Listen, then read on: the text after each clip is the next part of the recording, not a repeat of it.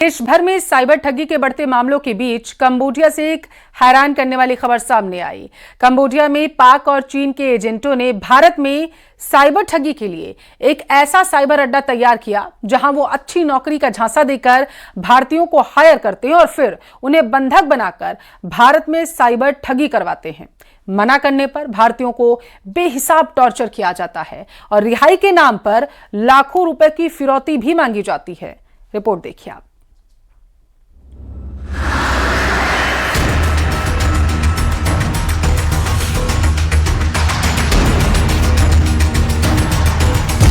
भारत से 1500 किलोमीटर दूर साइबर साजिश बेनकाब।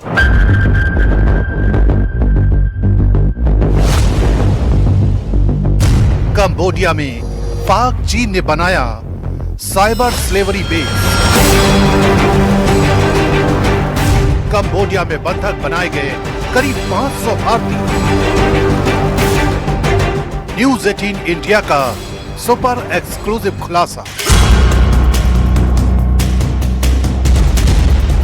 कंबोडिया की इसी चकाचौंध को दिखाकर भारतीय युवाओं को कंबोडिया आने के लिए रिझाया जाता है। भारतीय युवाओं को अच्छी सैलरी और रहने खाने की बेहतरीन सुविधा का लालच देकर उन्हें कंबोडिया में जॉब का ऑफर दिया जाता है। धोखेबाजी के इस ट्रेलर को देखकर अब तक कई भारतीय युवा कंबोडिया जाकर फंस चुके, बंधक बन चुके हैं और अब उनसे अपनी जान बचाने के एवज में मोटी रकम मांगी जा रही है। कंबोडिया में पूरा साइबर क्राइम नेक्सस पाकिस्तान और चीन के गठजोड़ से चलाया जा रहा है, जिसके निशाने पर है भारत और भारतीय। पाक चीन गठजोड़ वाले इस साइबर नेक्सस का मकसद है साइबर फ्रॉड करना, ताकि चीन पाकिस्तान के ऊपर किसी भी तरह की उंगली न उठे। लेकिन न्यूज 18 इंडिया ने इस नापाक साजिश का भंडाफोड़ कर दिया है। इस साजिश के शिकार हुए हैं मुजफ्फरनगर के हरसौली गांव के कई नौजवान। पिछले 6 महीने में मुजफ्फरनगर के हरसौली गांव के करीब 20 युवा कंबोडिया में बिछाए गए इस साइबर नेक्सस की गिरफ्त में आ चुके हैं, जहां उन्हें बंधक बना लिया गया। जांच एजेंसी सूत्रों के मुताबिक कंबोडिया में बंधक बनाए जाने के बाद उनसे भारत में साइबर अरेस्ट, हनी ट्रैप और इन्वेस्टमेंट फ्रॉड के लिए भारतीय परिवारों से संपर्क का दबाव बनाया जाता है और मना करने पर रूह कपा देने वाला टॉर्चर किया जाता है।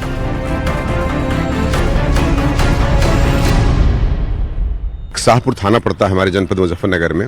वहां पर हमको इनपुट्स मिलता है कि ये एक अल रहीम इंटरनेशनल कंसल्टेंसी है जो विदेश लोगों को भेजती है, और ऐसे में मैं कहूँगा कि जो हमें इन्फॉर्मेशन मिलती है कि ये लोग कंबोडिया भेजते हैं और अच्छी नौकरी, अच्छे जॉब के ऑफर के साथ भेजते हैं वहाँ पर। और जब लोग वहाँ पहुँच जाते हैं तो वहाँ पर क्या देखते हैं वो लोग कि पाकिस्तानी नागरिक हैं कुछ और कुछ चाइनीज़ नागरिक हैं, जो कि भारतीयों को वहाँ 10 ऐसे हॉल बने हुए हैं, 10 हॉल बने हुए बड़े बड़े, उनमें जो है कुछ हनी ट्रैप करने वाली लड़कियों को बैठा रखे हैं। कुछ ऐसे लोग हैं जो हमारे पासपोर्ट को रख लेते हैं। वो पासपोर्ट रखने के बाद जो है इंडियंस के साथ फ्रॉड करने के लिए एक तरीके से मोटिवेट करते हैं।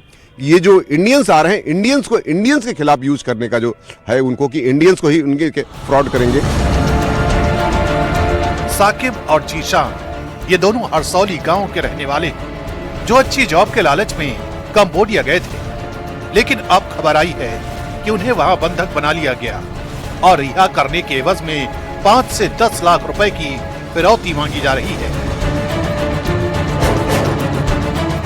आपका कौन फंसा है वहाँ पे? समीर, वो साकिर। शाकिर कौन है? लड़का है मेरा। क्या हुआ था, कब से वो फंसा है? वो 2-3 महीने से ले गए थे जी, सब फ्रॉड गिरदी में ले गए थे। चलेगा वो पता नहीं क्या बता के ले गए थे? नौकरी कराएंगे और उसमें वेटर के काम में कह रहे थे चले जाने के लिए। तुम्हारा कौन फंसा है वहाँ पे? मेरा वहाँ पे छोटा भाई है, उसको वहाँ से उसे बताया कि कोई मॉल की नौकरी है, वहाँ पे आपको मॉल की नौकरी करनी है, और अच्छा पैसा बता के ले गए थे। उसे वहाँ पे जाके फंसा दिया और उस पे वहाँ पे साइबर फ्रॉड करवा रहे, स्कैम कंप्यूटर द्वारा स्कैम किया जा रहा है। जिसमें उसे बहुत ज़्यादा परेशानी हो रही है, ना खाने को दे रहे और उसे ड्यूटी करवा रहे हैं 16-16, 17-17 घंटे, जिसमें उसे सोने को नहीं दे रहे, ना उसे खाने को दे रहे और मारपीट कर रहे हैं उसके साथ और उसे फायर कर देगा वहाँ से। साइबर एक्सपर्ट भी राष्ट्रीय सुरक्षा के लिहाज से इस ट्रेंड को भारत के लिए बेहद खतरनाक मान रहे हैं। भारत के युवाओं को ज्यादा टारगेट किया जाता है बिकॉज होता यह है कि क्योंकि जो फ्रॉड करना होता है वो इंडियन लोगों के साथ ही करना होता है, भारतीय लोगों के साथ ही करना होता है, इसीलिए ऐसे पर्सन की जरूरत पड़ती है जो कि इंडियन ही हो, क्योंकि जब आप वो वहां पे डिजिटल अरेस्ट का जब वो पूरा सिस्टम बनाते हैं तो उनको कहीं ना कहीं कोई ना कोई लोकेशन से, जैसे लखनऊ से या फिर मुंबई से या फिर कोई भी स्पेसिफिक जगह से उनका पूरा सेटअप बनाना होता है। तो और जो अगर वो इंडियन होगा तो बहुत इजी तरीके से इंडियंस को वो फ्रॉड ज्यादा अच्छी तरीके से कर पाते हैं। न्यूज 18 इंडिया की पड़ताल में ये भी पता चल चुका है कि कंबोडिया में कई लड़कियों को भी बंधक बनाया गया है। हालांकि अब खुलासे के बाद भारत सरकार ने इस पूरे मामले को बेहद गंभीरता से लिया है और बड़े एक्शन की तैयारी हो रही है। देखिए, भारत और भारतीयों की जानमाल की सुरक्षा के लिहाज से इस खतरनाक मॉड्यूल का पता चलते ही जांच एजेंसियां एक्टिव हो गई हैं। हमने भी ग्राउंड पड़ताल करके ये जानना चाहा कि उत्तर प्रदेश के मुजफ्फरनगर जिले से कंबोडिया जैसे पिछड़े देश में अच्छी नौकरी का लालच देकर आखिर कैसे लोगों को फंसाया जाता है और भारत से कंबोडिया तक इस साइबर नेक्सस का जाल कैसे फैल गया। समझिए आप रिपोर्ट में।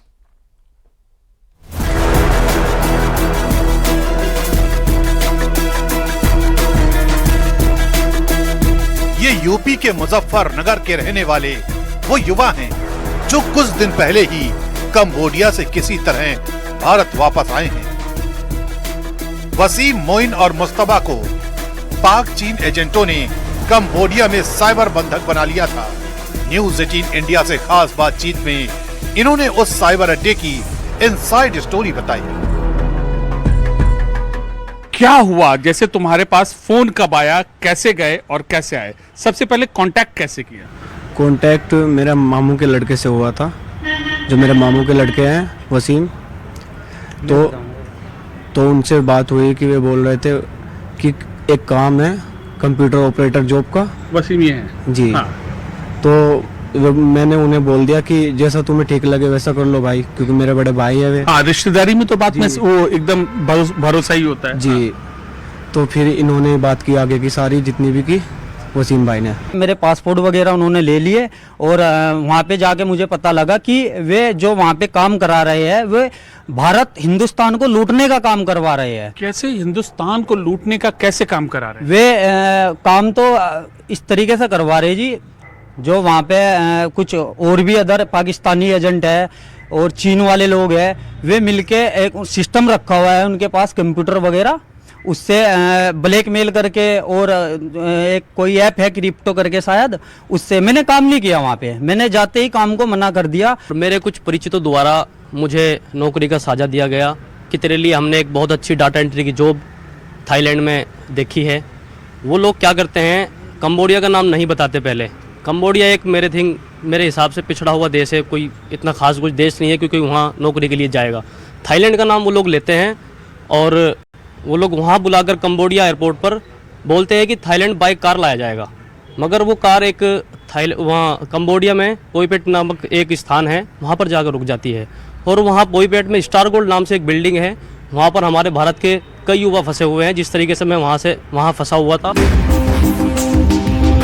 यानी कंबोडिया में बाकायदा एक कॉल सेंटर की शक्ल में साइबर ठगी का अड्डा चलाया जा रहा है, जिसके ऑपरेटर पाकिस्तानी और चीनी नागरिक हैं। कंबोडिया से लौटे वसीम ने बताया कि जब उन्होंने भारतीयों से साइबर ठगी करने से इनकार कर दिया तो उसे स्टन गन से बिजली करंट का झटका दिया जाता था।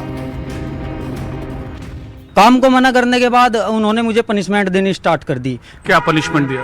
पनिशमेंट में उनके पास इलेक्ट्रॉनिक लाइट है एक, जो शरीर पे बॉडी पे जो टच करते हैं तो करंट आता है, बिजली के करंट द्वारा, मतलब नील भी पड़े हुए हैं बॉडी पे। दिखाओ। ये है, अभी तो खत्म हो गया। अब भारतीय पुलिस, सीबीआई, NIA और Indian cyber crime coordination centre Bharat के अलग अलग मंत्रालयों के साथ मिलकर इस कंबोडियाई साइबर नेक्सस का तोड़ खोजने में जुटे हैं। मैं पूरी टीम हमारी जो है इसमें SPRA और SP क्राइम प्लस हमारा जो साइबर का जो थाना है वो 3 टीम बना करके इसमें हम, और साथ साथ इंटेलिजेंस की जो टीम लगी हुई है जिसमें हम जो हमारी LIU है, जो हमारी क्या कहते हैं IB है या SIU है, इस सभी का हम सहयोग लेकर के उसमें पूछताछ भी कर रहे हैं। और निश्चित तौर से इस टीम के माध्यम से इस पूरे प्रकरण में पूरी गंभीरता के साथ इस साइबर स्लेवरी के खिलाफ एक तरीके से अभियान चढ़ करके कार्रवाई जो है हमारे स्तर पर की जा रही है। कंबोडिया से लौटे इन भारतीयों ने दावा किया है कि आलीशान अपार्टमेंट की फोटो और नाइट क्लब की चकाचौंध दिखाकर रोजगार की तलाश में जुटे भारतीयों को कंबोडिया बुलाने के लिए आकर्षित किया जाता है, लेकिन वहां जाने के बाद एक अच्छी नौकरी और जिंदगी के सारे सपने चकनाचूर हो जाते हैं। हमारे देश के खिलाफ किस तरीके से छद्म युद्ध लड़ा जा रहा है, प्रॉक्सी वॉर लड़ा जा रहा है, जीता जागता उदाहरण ये 3 युवा हैं और इन जैसे कई युवा अभी और फंसे हैं। एक निर्णायक लड़ाई यहाँ पर लड़ी जाने की जरूरत है जिसकी पहल भी की जा चुकी है, लेकिन अब सबकी नजरें हैं उस लड़ाई के अंजाम पर कि कब ऐसे युवा आएंगे, कैसे उन देश के दुश्मनों का हौसला जो है वह परास्त हो। कैमरा पर्सन निजाम अंसारी के साथ अमित पांडे, मुजफ्फरनगर, न्यूज़ 18 इंडिया। उत्तर प्रदेश के आगरा में गणतंत्र दिवस के मौके पर ताजमहल पर तिरंगा फहराने का मामला सामने आया, जहां 2 युवकों ने ताजमहल के अंदर घुसकर तिरंगा फहराया, जिसकी जिम्मेदारी खुद अखिल भारत हिंदू महासभा ने ले ली है। दावा किया गया कि ताज निर्माण के बाद पहली बार ताजमहल के अंदर तिरंगा फहराया गया। वहीं जैसे ही ये वीडियो सोशल मीडिया पर वायरल हुआ तो ASI और CISF में हड़कंप मच गया। जांच पड़ताल शुरू कर दी गई है।